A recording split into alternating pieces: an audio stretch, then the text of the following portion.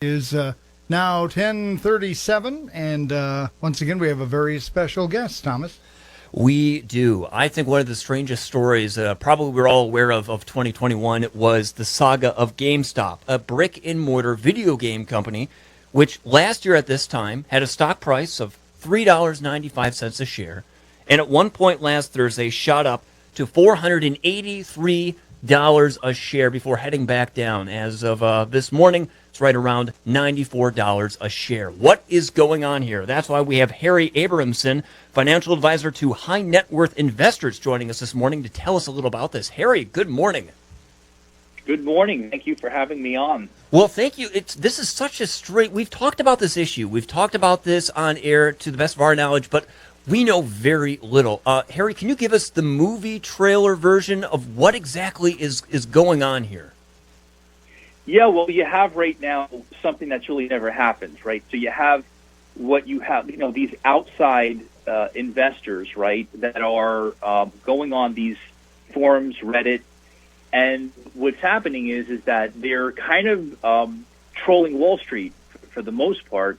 You have companies that their fundamentals aren't doing well because of the times. You have, if you take a look at people with GameStop and what a lot of people are doing now, they're just directly downloading these games onto the machine. So there's really no need to physically go to the store.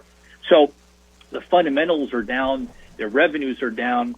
And so a lot of these hedge funds in Wall Street, they're shorting that stock thinking, hey, look, it's a sign of the times. They're going down. And what kind of happened is on these forums like Reddit, the exact opposite was going on. They said, hey, by the way, we feel good about this company or we like this company. And so what happened was they started to buy the company, which is almost like hype trading, right? They're buying on hype, and they drove the price completely up through the roof. And so they left all of the hedge funds and the people going short sitting there scratching their heads saying, how did this happen? So it's been an unbelievable ride.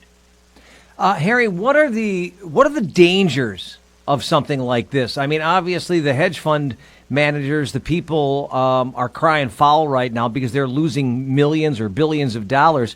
But is there an inherent danger overall by something like this taking place within the stock exchange? Well, what this is it's an actual inefficiency. So it's an actual inefficiency. And so Wall Street and these hedge funds are very, very good. I mean, they're experts at finding these inefficiencies. I think it kind of took them a little bit by surprise. I think the danger here is that, if you are an average investor or you want to partake in something like this, you just have to you have to understand that this is a real short position. These aren't long positions. This was something that just kind of came out of nowhere when the stock shot up as high as it did. And as long as there's no collusion, right, which that is yet to be determined, that's a whole separate, component to this. Right. But, you just have to make sure that the people that are investing realize that the fundamentals of these companies are on decline. There's a reason why people are short these companies because, again, people aren't going to the movie theaters because of COVID. So that's why these fundamentals are down, and people have to be very, very careful of that in terms of investing their own personal money into something like this. Harry, as far as my understanding of the stock market, you have buyers and sellers, and they're price searching. They're trying to figure out the value of a certain thing based off maybe hard numbers, but based off speculation as well. But we keep hearing about short selling, and do you mind explaining what exactly is short selling, and is it actually crucial to this price searching that is going on in the stock market? Yeah, well, short selling is simply, you believe that particular investment, that stock is going to go down. So, you believe that is going to be something that is not going to actually, really go up. So you're taking a short position, a short view on something. And so people were shorting these companies. And if the stock did drop, they would actually benefit on that. So that was their bet. That's why the short sellers kind of got caught because the stock did the exact opposite. And that was really people buying into the stock based on hype. So there wasn't the fundamentals. It was just really like the total hype driving that stock, where people that were looking at the fundamentals were like, wait a second, like the numbers aren't there, the revenues aren't there. How is this kind of happening? And that really was as a result of the outsider trading, creating that stock and driving that price up and up and up and up, and then depending on where they kind of got out themselves, I'm sure if the person was in and the stock was up, over $400 at the time, it's not going to just keep on going through the roof. I think they took advantage of that and then maybe, took themselves out of that position. And so it was a short position for themselves. And that's why people today are looking at this, looking at what's happening. They just have to be very careful because these are, typically stocks that are kind of not doing that well because of the circumstances of our economy. Harry, Robinhood is the app that was directly linked to this, and you brought up the word collusion earlier, which is in regards to probably the Reddit side of things, where everybody kind of gets together and kind of gangs up, if you will, on the people that the hedge fund managers. But from a Robinhood standpoint, suddenly they were limiting people to how much stock they could buy, which also on the outside seems like it could be illegal as well. Yeah, I mean, I think they're going to look. That's going to be looked at, and again, when you look at something like this where they're limiting people doing that, I don't know if there was any kind of restrictions or capital restrictions or any kind of nuance that was causing them to do that. But from the overall surface view of it, I certainly hope it's not something where is there a hedge fund that funded Robinhood, right? Was there something going on there that was like, wait a second, so you don't really know the details of that. I think that's going to probably come out in the next couple of weeks. But yeah, I mean, I think limiting people having the opportunity to do or invest was something that was like, okay, maybe, somebody should be really looking into this to determine that there wasn't anything being done that was, against the law.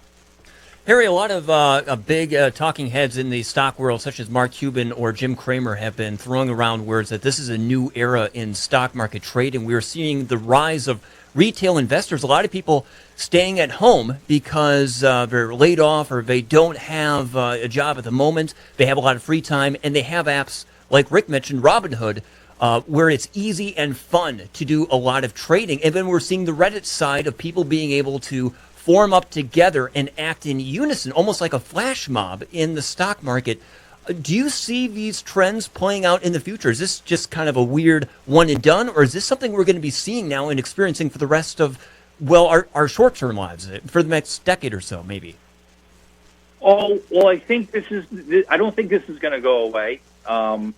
It's just part of the fabric of our society right now. I think what's going to happen, and if I had to kind of just take a look at this and make an educated determination or a guess, is that I think the hedge funds and the market, like I said initially, they're very good at finding inefficiencies, and this is an inefficiency. So I think that they may be paying a little bit more attention to this. It's certainly a variable because obviously people are investing in companies that, from a fundamental standpoint, wouldn't be necessarily a target where they might say, oh, wow, great investment, good long-term play. So I think that they may have their pulse on it. I don't think this is going to go away. And I think it's going to make things just a little bit more interesting.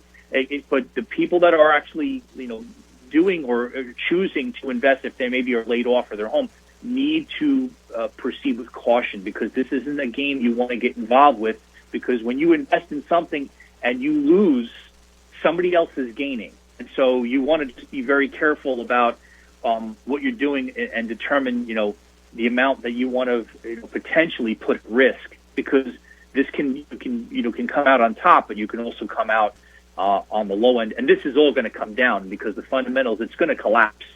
It will drop unless something happens from an overall rehaul of a company or how they're positioning the company on a long-term basis.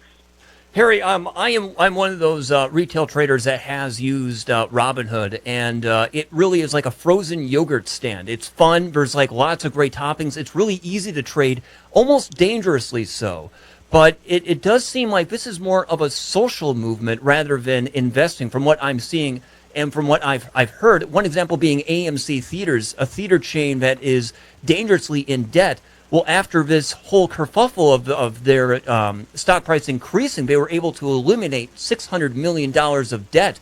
And possibly by people loving AMC Theaters and loving the movie theater experience, they may have saved AMC Theaters for another generation. Do you see this being more as an expression of freedom of speech rather than smart investing? Well, yeah, there's definitely a component of that. There's definitely a feel to what's happening right now, because it's certainly not based on fundamentals. I don't know if you remember. I'll give you one quick example I think is kind of interesting to think about.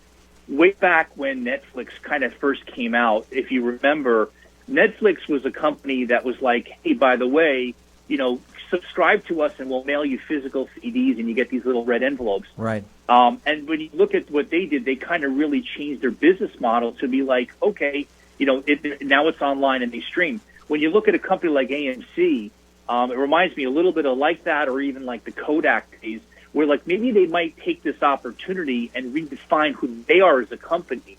And who knows, the CEO might take a look at what's happened and say, here's an opportunity for us to kind of pivot. And really then ultimately the people that are buying this particular stock because of their feeling might eventually turn into a long-term play, because maybe their fundamentals might turn around. But I think it's going to be very interesting to see how things change. And it's great. Look, if this event helped AMC, that's a great thing. Who knows what else can potentially happen or what's next? I mean, this might have been something that 25, 30 years ago maybe would have saved Blockbuster, when you think about it. Right. I mean, exactly. We've kind of been talking about this a little bit, but I mean, do you see that as we have people shorting stocks and we have people buying stocks saying that the value is going to go up, and both that yin and yang is important to finding the value that people feel a company is worth, whether based off emotion or hard numbers. But now if people are socially supporting a company like Nokia or BlackBerry, or companies that people love and have a heartfelt connection to, could this play another, maybe a central role in finding that price of a company? That it's more than just numbers. Maybe it's nostalgia. Maybe that's also something else into what a company is worth. Yeah, it's almost like they're doing a GoFundMe for these companies. Yeah. Yeah. Well, look, that's kind of there is an element of all of that going on, and if people are willing to put their money where their mouth is, maybe if they're putting their money where their heart is, right? And I think they have to now. You have to really look at this as, is this something you want to do? Warren Buffett talks about he invests in companies that he understands. Well, maybe people really feel good about, okay, I like movie theaters, or I like this company, or I like the direction that they're going, even though they're down, even though the fundamentals are down, and even if their revenues are down and they had a pile of debt. I think, some of these companies, if it makes sense long-term and the way you feel about it, then people are going to be jumping on this bandwagon and putting their money. But they have to understand that, not everything goes up and not everything goes down. So this is a little bit of a gamble that people are taking with their money. Harry Abrams-Simmons has been joining us, a financial advisor to high net worth investors. Harry, final words, anything you really want our listeners to really grasp or understand, or some extra knowledge you wish they would know?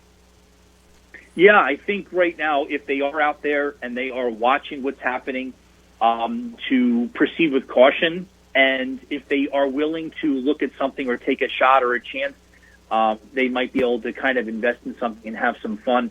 But just make sure that, especially if they have money that they've been stocking away for quite some time, that they should be really super careful with that and not necessarily jump on the so-called hype trading that's going on right now. Yeah. Wow. Harry, thanks so much. Well, thank you for having me on. I really appreciate it. Thank you for unpacking this issue, and have a great rest of the day, Harry. Great. Thanks so much. You